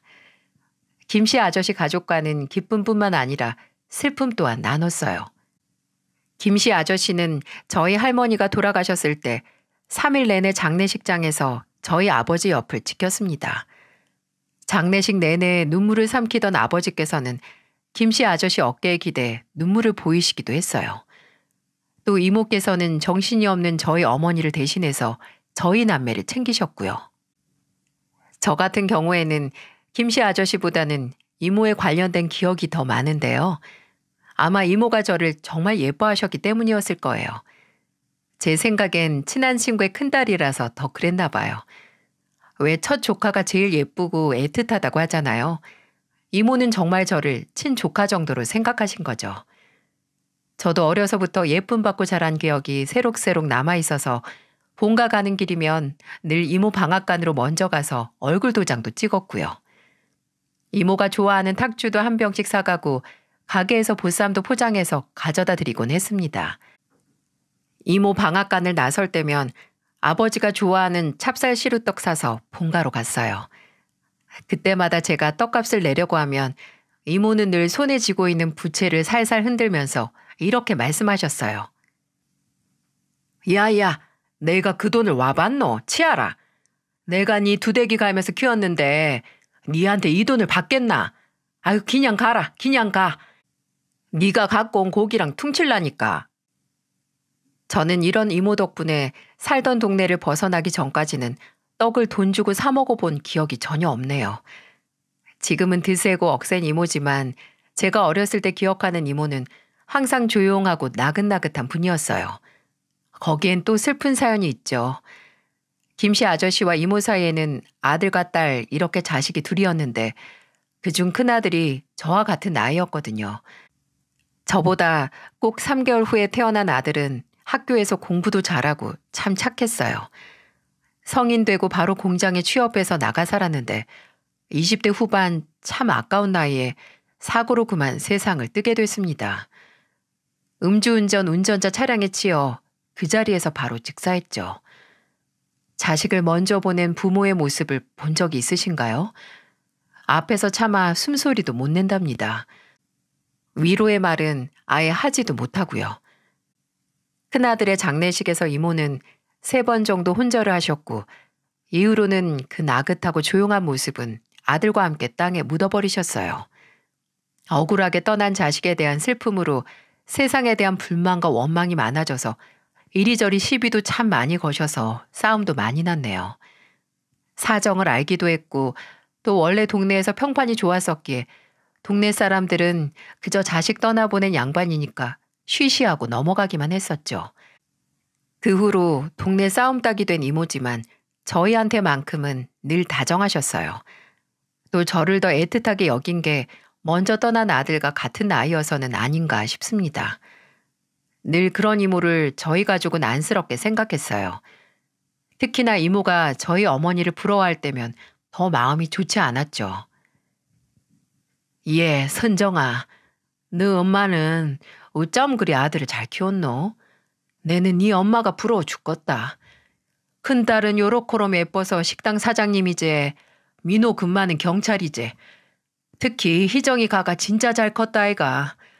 거기 어디고 서울 명문대 들어가가 그 힘든 대기업에도 다니고 의사 양반 만나서 잘 살고 있고 참말로 부러워 죽겠다 내가. 에이 이모는 혜숙이가 들으면 서운해하겠다. 혜숙이가 이모한테 얼마나 잘해요. 꽤 유명한 회사도 다니고 있잖아요. 회사 다니면 뭐하노? 타지 같다고 잘 오지도 않은 가스나 무가 이쁘다고.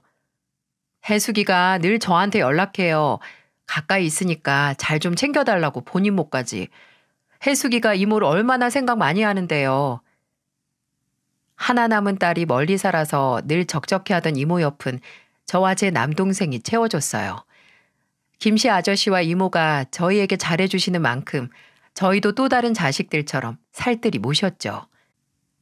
이렇게 두 가족들 서로 모르는 구석 하나 없는 김씨 아저씨와 저희 집은 몇십 년의 인연을 계속 유지해오고 있었어요. 집안에 숟가락이 몇 개고 젓가락이 몇 개인지 죄다 꿰차고 있을 정도였으니까요.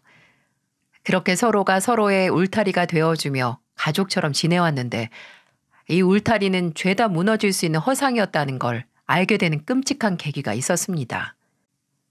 아버지의 경운기 사고로 세상을 떠나시면서 모든 사실이 수면으로 올라오기 시작했어요. 정말 마른 하늘의 날벼락이었죠. 아니, 아직 경운기는 한 손으로도 끄떡없이 운전하시던 아버지가 경운기를 타고 가다 사고가 나다니 정말 믿을 수가 없었어요. 한창 저녁 장사를 하던 저는 남동생의 연락을 받고 급히 본가로 달려갔습니다. 아버지가 경운기 사고가 났다는 말에 두 손이 벌벌 떨렸죠. 손님이 있는 식당은 그냥 문을 닫을 수 없어 비번이었던 남편에게 연락을 해서 가게 마감을 하고 합천으로 오라고 했어요. 서울에 있는 여동생에게 연락을 넣고 본가에 도착했을 때는 말 그대로 초상집이 따로 없었어요. 적막한 집에 남동생 하나만 있었네요. 야, 민호야. 아, 누나 왔나? 어떻게 된 거야? 엄마는?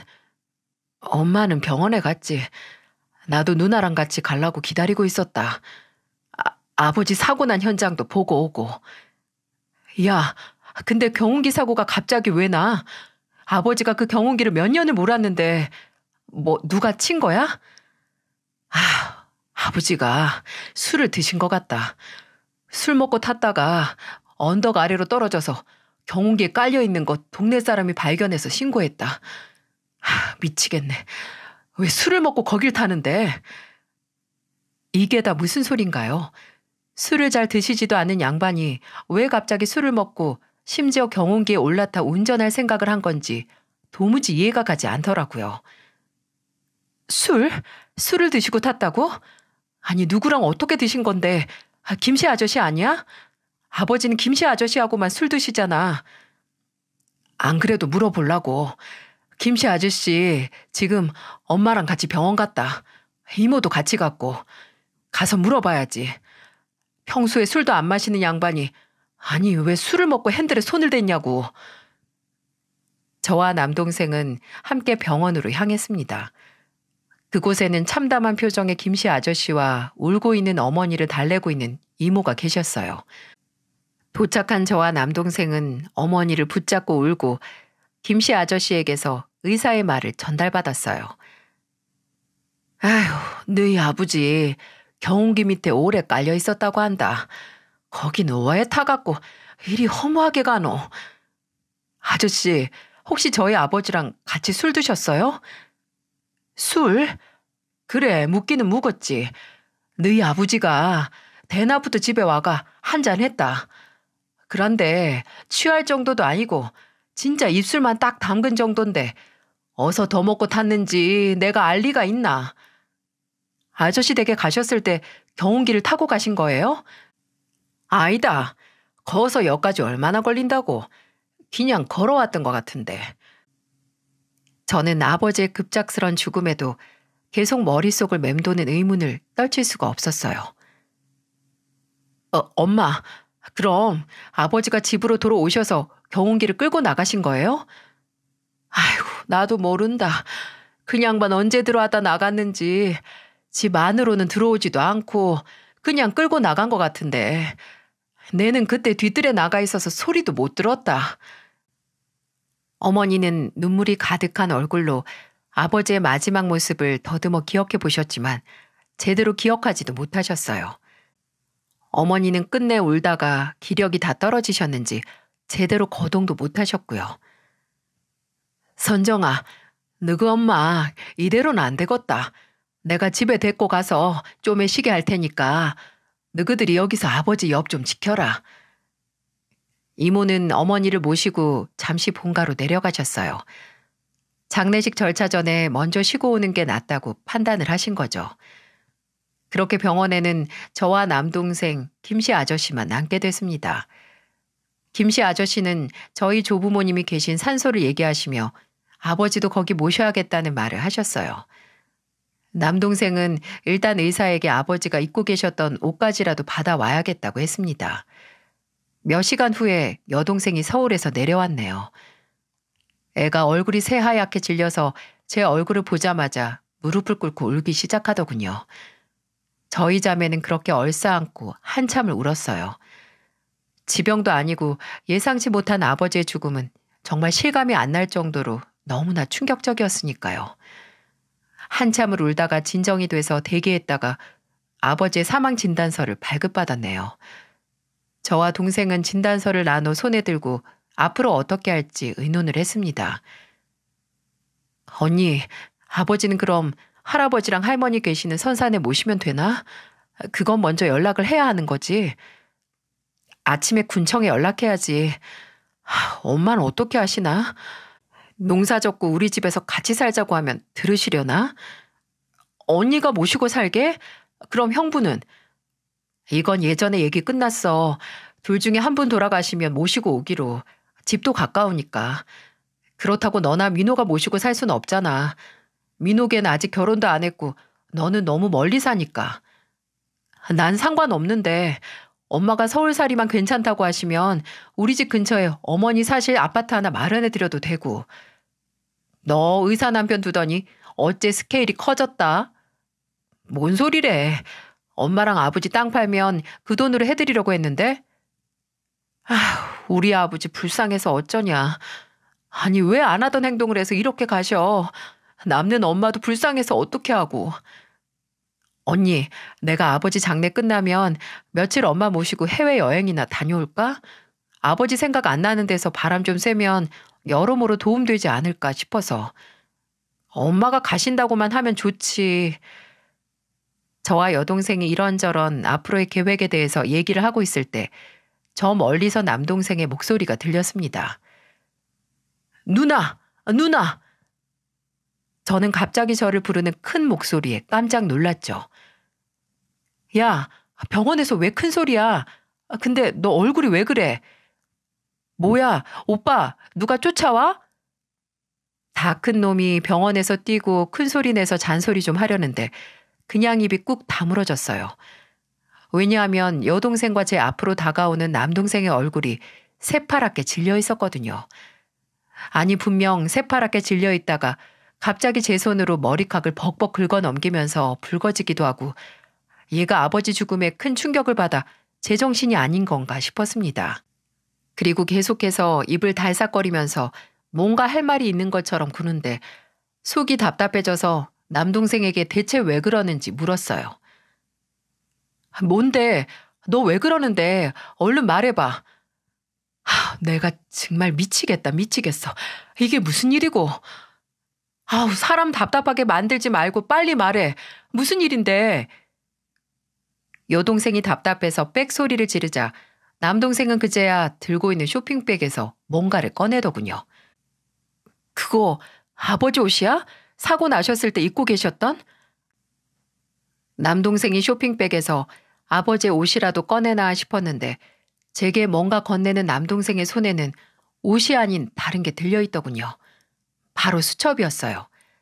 아버지가 늘 가지고 다니시던 작은 검정색 가죽 수첩 말이죠. 이거 아버지 수첩이잖아. 이거 어디 있었어? 아버지가 가지고 계셨던 거야? 아버지 조끼 아가슴 주머니에 있더라. 근데 누나 한번 읽어봐라.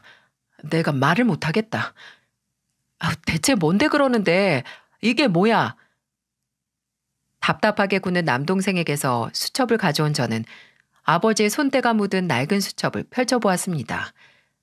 앞에 몇 장은 아버지 농사와 관련된 메모가 몇 개 있었고 그 다음부터는 아버지가 쓴 일기가 있었죠. 거의 맨 뒷장까지 그득그득 적힌 일기는 앞에 몇 자만 읽어도 그 자리에 주저앉을 뻔했었네요. 9월 26일. 초저녁부터 순천이가 집으로 와서 막걸리 한 잔 했다. 선정엄마가 두부김치를 해줬는데 내리 먹고 마시다가 그대로 잠이 든 것 같다. 잠들기 전에 순천이가 이놈은 막걸리 한 통을 채우는 꼴을 못 봤다. 라고 웃는 걸 들은 것 같다. 그렇게 한동안 있다가 주방에서 떨그럭떨그럭거리는 소리에 설핏 잠에서 깼다. 선정 엄마가 설거지를 하나 하고 무거운 눈을 들어 올리는데 나는 거실에 누워있고 주방 모습이 여실히 눈앞에 들어왔다. 술이 들어가서 그런 건지 눈이 뜨끔한 것 같고 어질어질했다. 근데 술 때문이 아니었다. 취해 누워있던 내 눈앞에 있는 주방의 광경 때문이었다. 설거지를 하고 있는 건 선정 엄마가 아니었다. 내 친구 순천이었다. 그리고 그런 순천이 뒤에 딱 붙어있는 저 사람, 내 아이들의 엄마였다. 선정 엄마가 설거지하는 순천이 뒤에 앞판을 딱 붙이고 붙어 있었다. 이게 무슨 일인가 했다. 눈앞의 모습을 이해하기 시작하자 간간히 소리도 들렸다. 선정 엄마는 순천이 옆구리를 살살 만지면서 살이 좀 찐 것 같네? 라고 했고 순천이는 이에 당신이 맨날 맛있는 거 해주니까 그렇지 라고 한다. 둘이서 간질간질한 말을 주고받는데 난 도무지 움직일 수가 없었다. 당장 그 자리에서 일어나 이게 뭐 하는 짓이냐고 따져야 했지만 내 몸은 도무지 움직이질 않았다. 혹시 내가 술김에 헛걸 본 거면 어쩌나. 나는 그냥 누운 그 자리에서 그대로 눈을 감아버렸다. 아버지의 첫 번째 일기를 읽은 저는 그대로 굳어 있었습니다. 제 옆에서 함께 읽은 여동생도 미동도 아니 숨소리조차 들리지 않았어요. 지금 제가 읽은 이게 대체 뭐죠? 이건 몇 번은 봐온 아버지의 수첩이고 이 필체도 분명 아버지 건데 저는 그대로 얼굴만 들어서 앞에 있는 남동생을 보며 침을 한번 삼켰습니다. 그리고 이게 뭔데? 아버지가 엄마를 의심했던 거야? 아니 그것보다 이게 진짜야? 아버지가 술 먹고 꿈꾼 게 아니라? 이거 첫 일기가 거의 10년 전이잖아. 누나 더 읽어봐라. 더 있다. 아버지가 이 뒤로. 저는 말을 잇지 못하는 남동생을 뒤로하고 수첩을 넘기기 시작했어요. 며칠 간격으로 써진 일기는 죄다 아버지가 쓴 어머니의 불륜. 네, 어머니의 불륜일지나 다름없었어요. 10월 3일. 미용실 간다던 사람이 안 와서 혹시나 하는 마음에 그 사람이 가는 미용실에 찾아갔다. 미용실 아줌의 말이 오늘 가게 안 왔단다. 환장할 노릇이다. 전화로 전화해서 받질 않아서 집에서 내리 기다렸다. 밤이 돼서 집에 오더니 뻔뻔한 얼굴로 머리하고 왔단다. 매일 가는 그 집으로 갔냐고 물으니 거길 가지 요 조그만 동네 어딜 가냐고 하더라. 계속 안 좋은 생각이 들어 큰일이다. 10월 14일. 오늘은 큰 마음 먹고 외출한다던 선정 엄마의 뒤를 쫓아갔다. 그 사람 앞에서 내 친구랑 바람났냐고 물을 수가 없다. 앞에서는 차마 입이 안 떨어진다. 내 눈으로 확인해야겠다 싶어서 미행을 했다. 선정 엄마는 버스를 타고 한참을 가다 생전 처음 와보는 동네에 내리더라. 골목으로 들어가 어느 건물로 들어가길래 따라가 보니 아뿔싸 다방이다 다방. 친구 모임을 이렇게 으슥한 다방에서 하나 이런 생각을 하고 있는데 선정 엄마가 나비처럼 하늘하늘 날아가 앉는 곳은 먼저 와서 기다리고 있던 내 친구 순천이의 옆자리였다. 순천이는 먼저 와서 그 다방에서 선정 엄마를 기다리고 있었던 거다. 이제 더 이상 부정할 수 없게 됐다. 사이좋게 나란히 앉아 팔짱을 낀 두 사람을 보며 생각했다. 내 마누라와 나의 가장 친한 친구가 바람을 피우고 있다. 11월 30일. 점심때부터 외출한 선정 엄마도 순천이도 연락이 안 돼서 하루 종일 속이 타들어갔다. 둘 다 연락이 안 되는 날에 나는 이렇게 집에서 속만 끓이고 있다. 처량하다. 이해할 수가 없다. 다른 사람도 아니고 순천이가, 내 마누라가 순천이랑 땅 사기 당했을 때 단 한 번의 고민도 하지 않고 대뜸 본인 통장을 쥐어준 게 바로 순천이다. 더 이상 뭐가 뭔지 잘 모르겠다. 지금까지 내가 살아오면서 얻은 보물 2개가 있다면 가족과 친구뿐인데 그 2개가 나란히 흔들고 있는 것 같다. 몇십, 몇백 개 일기 앞에서 저는 뭐라고 형용할 수 없는 감정이었어요. 아버지의 착각이 아닐까, 아버지가 뭔가 잘못 알았겠지 하는 생각과 동시에 우리 어머니가? 이런 걸 보고 혼자만 속 썩였을 아버지를 생각하니 당장 가슴이 미어지기도 하더라고요. 그리고 더 미칠 노릇은 저희 아버지께서 위암으로 투병 중이었을 때 쓰인 일기도 있다는 겁니다. 6월 3일, 위암 판정을 받았다. 속이 타들어가던 게 선정엄마의 바람 때문이 아니라 암세포 때문이었을까? 일찍이 가서 발견해 천만 다행이었다. 선정엄마는 당장 병원에 입원하자고 한다. 사람 붙여줄 테니 걱정 말라고. 내가 걱정하는 게 그게 아니라는 걸 이 사람은 알기나 할까? 내가 없는 틈에 순천이 그 자식과 아예 살림을 차리는 건 아닌지 걱정을 하고 있는데. 7월 21일 병원에만 있으면서 병원밥만 먹으니 입맛이 아주 뚝뚝 떨어진다. 그래서 선정엄마한테 연락을 해서 반찬 몇 개만 가져다 달라고 하니 본인은 바쁘다고 나중에 간다는 소리만 해댄다. 안 온 지가 일주일은 다 되어 가는데 오늘도 나중에 소리만 하니 속이 쓰리다. 내가 병원에 처박혀 있으니 그 사람 얼굴은 매일같이 반질반질해진다. 장애물 같은 남편이 알아서 비켜주니까 순천이랑 손뼉치며 놀고 있겠지. 매번 오는 선정이랑 민호 얼굴 보기가 점점 힘들어진다. 희정이 전화를 받아도 오래 얘기를 못하겠다. 애들 앞에서 웃기도 힘들고 이 몸으로 더 이상 비밀을 간직하고 있기도 버겁다. 그리고 거의 끝장에 있는 아버지의 메모에 저는 간신히 버티던 이성의 끈을 놓고 바닥에 주저앉았어요. 아버지는 흐릿한 글씨체로 이렇게 적어 놓으셨죠. 그 무엇보다 무서운 건 하나뿐인 아내를 잃는 것도 50년 지기 친구를 잃는 것도 아니다. 그저 우리 아이들이 걱정이다. 애들이 아내 관수도 못한 무능한 아버지라고 생각할까. 그게 제일 두렵다. 가정도 못 지킨 애비 취급할까 봐 가장 무섭다. 뭐라 용기 내어 해결도 못하는 못난 애비라 아이들에게 너무 미안하다. 아버지의 글은 저를 주저앉혔어요. 아무 말도 못하는 저와 여동생에게 남동생은 주먹을 바르르 떨더니 또 쇼핑백에서 뭔가 꺼내 저희에게 넘겼어요. 그건 바로 액정이 다 나가 있는 아버지의 휴대폰이었죠. 이렇게 다 깨졌어도 켜지기는 켜진다. 나도 처음에는 믿고 싶지도 않았는데 이어 다 있더라. 아버지가 사진도 남겨놓으셨다. 주저앉아 있는 저를 대신해 여동생은 당장 바스라져도 이상할 것 없는 휴대폰을 건네받아 확인을 했습니다. 이윽고 여동생의 입에서는 기가 차다는 듯이 한숨이 새어나왔죠. 저는 이 모든 일을 당사자에게 들어야 한다고 생각을 했습니다.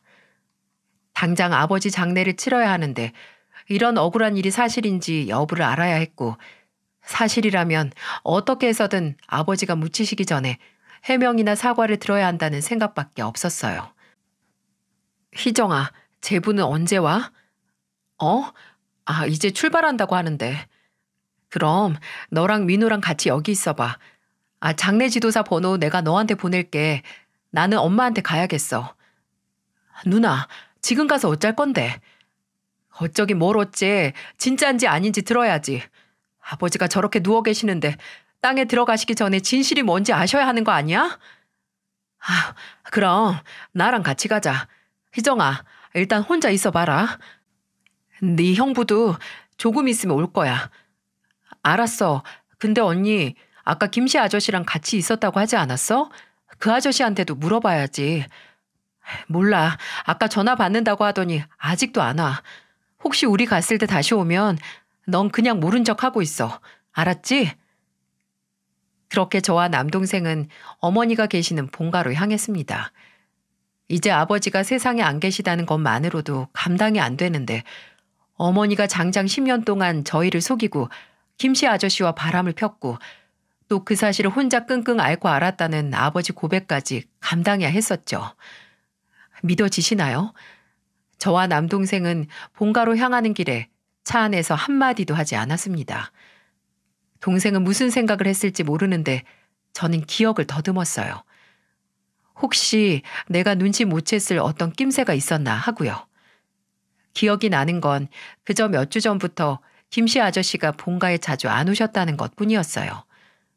매번 김씨 아저씨와 이모 나란히 저희 본가에 계셨는데 어느 순간 이모만 놀러 오셨거든요.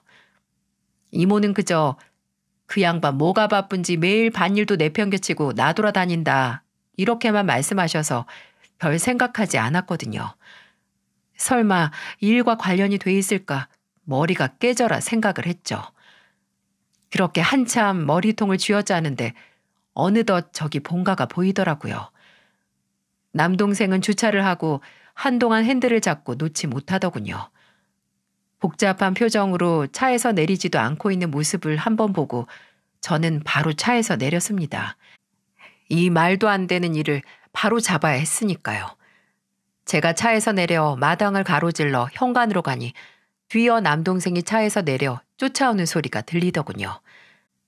집은 거실에 등 하나만 켜져 있고 정막만이 감돌았어요. 저는 거침없이 집으로 들어가 어머니를 찾았죠. 근데 그때 주방 쪽에서 물 한 잔을 들고 나오는 어머니를 발견했고 어머니는 갑자기 나타난 저희들을 보고 화들짝 놀라시더군요. 아이고 깜짝이야. 너가 왜 여 있노? 병원에는 누가 있고? 희정이가 있어요. 근데 엄마, 우리가 할 말이 있는데 이모는요? 저희 집으로 건너갔지. 이따 같이 가자고 하고. 남동생은 제 눈치를 보며 기어들어가는 말투로 말했고 어머니는 저희가 뭘 아는지 까맣게 모르는 얼굴로 이런저런 말을 하더군요. 저는 주머니 속에 든 아버지의 수첩을 한번 잡았다가 바로 어머니께 물었어요. 엄마, 혹시 바람 펴요? 뭐? 이게 무슨 소리고? 바람은 무슨 바람? 엄마, 지금 거짓말할 생각하지 마세요. 우리가 확실한 증거가 있어서 하는 소리예요. 근데 엄마 입으로 직접 들어야 할 것 같아서 그래. 제발 솔직하게 말해줘요. 엄마, 아버지 내버려 두고 다른 남자랑 바람 피웠어요? 얘는 이상한 소리 하지 마라. 내가 바람을 피우기는 뭘 바람을 피워. 아휴, 이제 와서 얘기하는 건데 네가 아버지 투병하고 나서 사람이 예민해져가 나한테 아주 의처증 마냥 굴었다 아이가. 내가 그래도 사람이 아팠으니까 하고 이해하고 넘어갔는데 니들이 그 인간 사고 나기 전에 무슨 말을 들었는지 몰라도 죄다 상상이다 상상. 아휴, 어떻게 아버지 돌아가신 날 이런 말 할 수가 있노? 그런 일 없다고 말도 안 된다고 단호하게 말하는 어머니를 보고 솔직히 아까 차에서는 이런 부정을 바라기도 했습니다. 어머니가 아니라고 하면 그만이니까요. 하지만 제 눈으로 직접 증거를 본 이상 물러설 수 없었습니다. 저는 그대로 아버지 휴대폰을 켜서 어머니 얼굴에 들이밀었어요. 아버지가 직접 찍은 둘이 팔짱을 끼고 몸을 밀착시키고 있는 어머니와 김씨 아저씨의 모습을 말이죠. 눈을 가느다랗게 뜨고 먼지 보는 어머니는 그대로 입을 손으로 틀어막고 놀라시더군요. 그리고 한탄처럼 언제 저런 걸 찍었어 하고는 눈만 도르륵 굴렸습니다. 그걸 본 남동생이 이렇게 말했어요. 어머니, 대체 어떻게 그러실 수 있어요? 아니 바람을 펴도 김씨 아저씨랑 정말 미쳤어요? 아버지가 불쌍하지도 않냐고요. 울분에 차 고함을 지른 남동생의 말에 어머니는 눈을 한번 질끈 감더니 꼭 다물고 있던 입을 열었어요. 내가 잘못했다. 나도 정말 너무 힘들어서 그랬다. 너희 아버지 암 걸리고 병원에 있을 때 그거 뒤치다거리 하느라고 몸도 마음도 이 엄마가 많이 지쳤어. 그때 도움 준 게 김씨 그 양반이다. 내가 무슨 힘이 있나. 힘들 때 옆에서 잘해주는 사람한테 마음이 조금 기울어지지. 근데 그게 다다. 진짜 잠깐 만나고 말았다. 참말이다. 저는 그렇게 말하는 어머니 앞에 이번에는 아버지의 수첩을 들어보이며 이렇게 말했어요. 진짜 엄마 끝까지 거짓말이네요. 여기까지 와서 우리한테 어쩜 이러실 수 있어요? 엄마, 김씨 아저씨랑 만난 지 거의 10년이 다 돼가잖아요. 아버지 위안 판정받기 훨씬 전에. 아버지 일기에 다 있어요. 그리고 여기 사진 찍힌 날짜도 한 달 전 것도 있어요. 한 달 전. 어머니, 너무하신 거 아니에요? 아버지가 어머니한테 뭘 못했어요.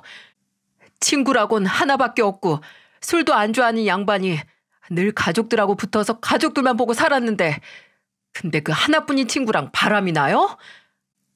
너희는 이 문제를 지금 이렇게 꺼내야겠나? 아버지 돌아가신 날? 이 애미가 얼마나 힘들지 생각도 안 하고 그저 니들 술 먹고 사고 내서 죽은 아버지만 불쌍하다 이거가. 남동생과 제가 한 번에 몰아붙이자 이제 변명할 생각도 하지 않으시는지 눈에 핏발을 세우고 소리를 지르는 어머니. 정말 기함을 했습니다. 이제 아버지도 안 계시니 걸릴 것도 없다는 생각이었을까요? 저는 어머니의 마지막 말을 듣고 넌지시 물었습니다. 엄마, 아버지 술 먹고 경운기 끌고 나가는 거 봤어요? 못 봤어요? 엄마랑 바람난 김씨 아저씨랑 술 마시고 경운기 끌고 나갔는데 그거 봤냐고요? 못 봤냐고요? 제 물음의 집안은 한순간의 정막만 감돌았습니다. 남동생은 숨죽여 어머니의 대답을 기다렸고 어머니는 21번 꼴딱 삼키더니 메마른 입술을 열었죠. 못 봤어.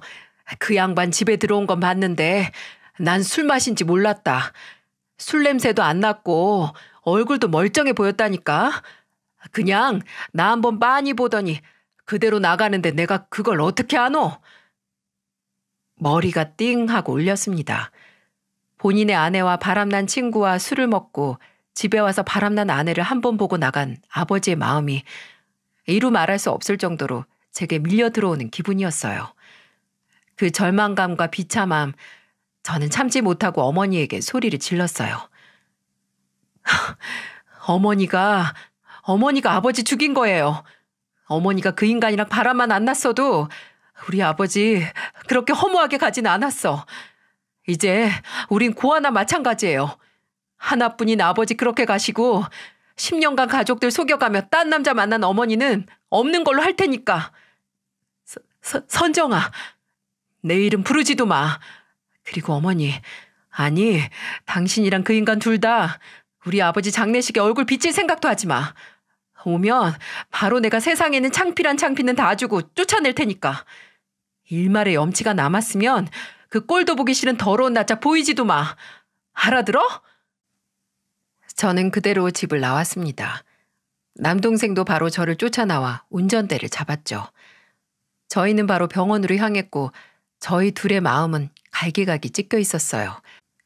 그저 혼자 외롭게 타들어간 속이 아물 새도 없이 눈 감고 있는 아버지 생각만 났네요. 병원에 도착하자 제 남편과 제부 그리고 장례 지도사가 와 있었어요. 저희는 바로 아버지의 장례식을 시작했습니다. 조용히 무슨 일이 있었냐 묻는 여동생에게 남동생은 아버지 일기에 나온 게 모두 진실이고 앞으로 어머니를 없는 사람 취급할 거라고 했죠. 여동생은 그 말을 듣고 참담한 표정으로 고개를 끄덕였어요. 새벽에 장례식은 시작됐습니다. 친지들에게 연락을 돌리고 빈소를 마련하면서 내내 끔찍한 두통에 시달렸어요. 그 새벽에 먼 곳까지 오는 사람들은 가까이 사는 친지들과 동네 사람들이 전부였죠. 빈소를 방문한 조문객들은 하나같이 저의 어머니를 찾더라고요.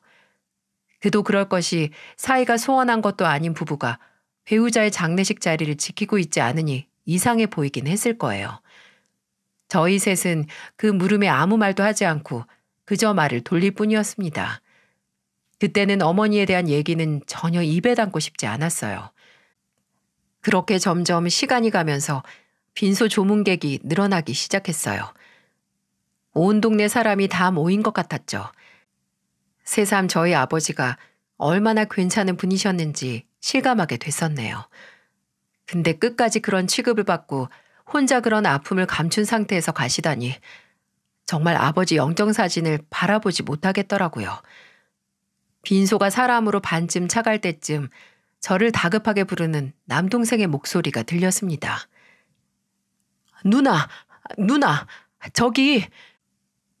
육개장을 퍼담다가 남동생이 턱짓을 한 곳으로 눈을 돌리니 그곳에는 다시는 보고 싶지 않은 인간 2명이 떡하니 신발장 앞에 서 있더군요. 바로 어머니와 김씨 아저씨, 그리고 이모와 이모딸 혜숙이까지 4명이 나란히 들어오는데 제 눈에는 그저 그 2명, 어머니와 김씨 아저씨 2명만 들어왔어요. 제가 그 2명에게서 눈을 떼지 못하고 있으니 남동생은 귓가에 대고 작게 물었습니다. 어쩔 거야? 어쩌긴 뭘 어째, 쫓아내야지. 저는 손에 육개장이 묻은 국자를 든 채로 빈소 입구로 향했어요. 어머니는 왜 이제 오냐고 다가와서 묻는 친척들과 동네 사람들에게 뭐라 말을 하고 있었죠. 저는 그대로 나란히 서 있는 김씨 아저씨와 어머니 사이로 제가 든 국자를 던졌습니다. 엄마야, 이게 뭐고? 선정아, 이게 뭐 하는 기고? 언니. 제가 던진 국자 때문에 한순간 장례식장은 고요해졌습니다. 그대로 바닥에 떨어진 국자만 요란한 소리를 낼 뿐이었죠. 저는 제게 뭐 하는 짓이냐고 묻는 어른들 말에 대꾸도 하지 않고 그 둘만 쳐다보면서 말했어요. 여기가 어디라고 와요? 내가 분명히 오지 말라고 했지. 제 고함의 어머니는 한순간에 사색이 됐고 뭔가 어머니에게 들은 건지 김씨 아저씨는 놀랐다기보다 당혹스러운 낯빛을 하고 있더군요. 그저 옆에 있던 이모와 혜숙이가 당황해서 저를 말릴 뿐이었어요. 야, 선정아, 너 지금 뭐 하는 거야? 선정아, 네 지금 뭐 하는 기고? 무슨 일인데? 술렁거리는 장례식장에서 저는 그저 김씨 아저씨와 어머니를 번갈아 가면서 보고 물었습니다. 내가 말해요? 내가 지금 왜 이러는지? 선정아, 일단 들어가자. 들어가서 얘기하자. 저를 달래면서 빈소 안으로 들어오려는 김씨 아저씨를 보고 저는 몸을 던져 입구를 막았습니다. 옆에 있던 남동생도 그런 김씨 아저씨를 제지하고 여동생도 곧 제 뒤로 따라왔죠. 들어가긴 어딜 들어가. 불쌍한 우리 아버지 속여먹고 둘이 붙어먹은 인간들이 감히 우리 아버지 마지막 길을 같이 배웅하려고 해? 아버지가 누구 때문에 죽었는데. 다 당신 둘이서 바람나서 그런 거 아니야?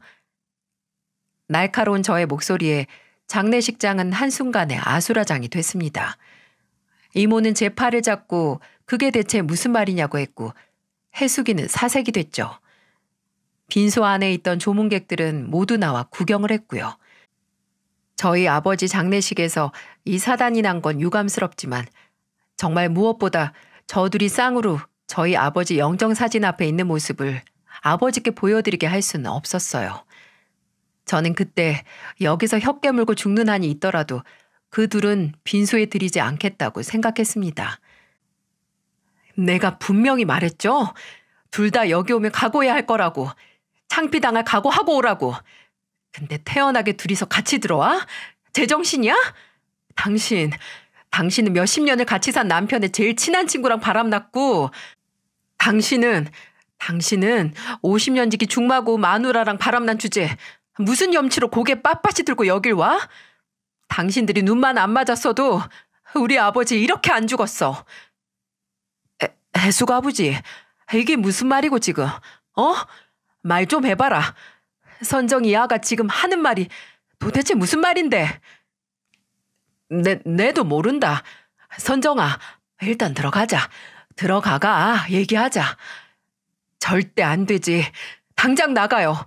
우리 아버지한테 당신들 얼굴 보여주고 싶지 않으니까 더 이상 창피당하고 싶지 않으면 당장 나가라고. 선정아, 너 지금 제정신이야? 너희 아버지 빈소에서 이 난리를 치고 싶어? 어머니 말 참 잘하셨네요. 그럼 우리 어머니는 아버지 버리고 뒤에서 아버지랑 가장 친한 친구랑 바람나고 싶었어요? 우리가 빤히 옆에 있는데? 아버지가 다 알고 계셨는데. 남동생의 말에 어머니는 합주기 마냥 입을 꼭 다물고 얼굴만 시뻘개졌습니다. 김씨 아저씨는 와 미치겠네라고 말하면서 한숨만 푹푹 쉴 뿐이었죠. 우리는 이제 어머니 없는 셈 칠 테니까 알아서 사세요. 계속 저 인간이랑 뒤에서 만나든 혼자 살든 아무런 상관 안 할 테니까 이제는 가족 눈치 보지 말고 편히 바람이나 피우면서 살아요. 민호야, 너 진짜. 희정이 너도 같은 생각이가? 이 불쌍한 애미를 이런 취급하는 게? 불쌍하긴 누가 불쌍해요. 여기서 불쌍한 건 아버지랑 우리 셋뿐이에요. 엄마가 이렇게 만든 거예요. 10년 동안 바람 피운 거 이제야 돌려받는 거라고요. 한순간에 저희 남매에게 버림받은 어머니는 당장에라도 쓰러질 몰골이었어요. 저는 마지막이다 하고 이렇게 말을 했죠. 가세요. 가서 2번 다시 우리 눈앞에 띄지 마세요. 연락도 하지 말고 죽은 인간처럼 지내요. 나는 당장 당신이란 인간 배에서 태어난 것만으로도 치가 떨리니까 이대로 우리 인생에서 나가라고요. 분이 풀리지 않아 부들부들 떠는 저를 보고 어머니는 그대로 고개를 떨구더니 휘청거리면서 장례식 건물을 나갔습니다. 그 뒤를 김씨 아저씨가 눈치를 살살 보면서 따라갔네요. 더러운 인간들. 근데 그때 제 눈에 이모와 해숙이가 들어왔어요. 이모는 등을 보이며 나가는 김씨 아저씨를 보고 굳어 있으셨어요. 해숙이가 뭔지 모를 표정으로 저를 한번 보더니 이모를 감싸 안고 나가더라고요. 참, 내가 못할 짓을 했구나 하는 생각이 들더군요. 저는 남편과 제부가 소란스러워진 빈소를 정리하고 있을 때 동생들 손을 잡고 아버지 영정사진 앞으로 갔습니다. 그리고 천천히 무릎을 꿇었어요. 인자하게 웃고 있는 아버지 사진 앞에서 저는 벌벌 떨리는 목소리로 말했습니다. 아버지 정말 죄송해요. 근데 정말 이렇게 안 하면 우리 아버지 억울해서 눈도 못 감으실까봐 무서워서 그랬어요. 불쌍한 우리 아버지 정말 죄송해요. 지금까지 아버지 상처도 모르고 이 못난 자식들이라서 정말로 죄송해요.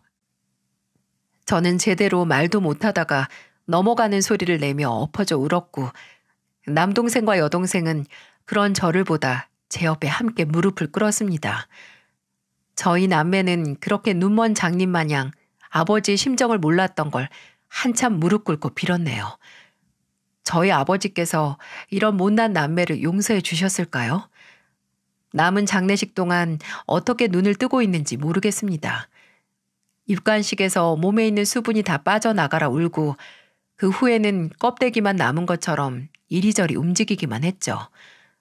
나중에 남편이 당신이 그때 어떻게 버텼는지 아직도 모르겠다고 하더군요. 물도 잘 마시지 않았거든요. 아버지를 선산에 모시고 나서야 제 5살 난 아들이 미음을 퍼서 넣어주길래 뭘 먹기 시작했어요. 저도 남동생도 또 여동생도 한동안 제정신이 아니었어요. 남동생은 어머니가 안 계실 때 아버지 물건을 몇 개 정리해 가지고 와서 저와 여동생에게 보여줬어요.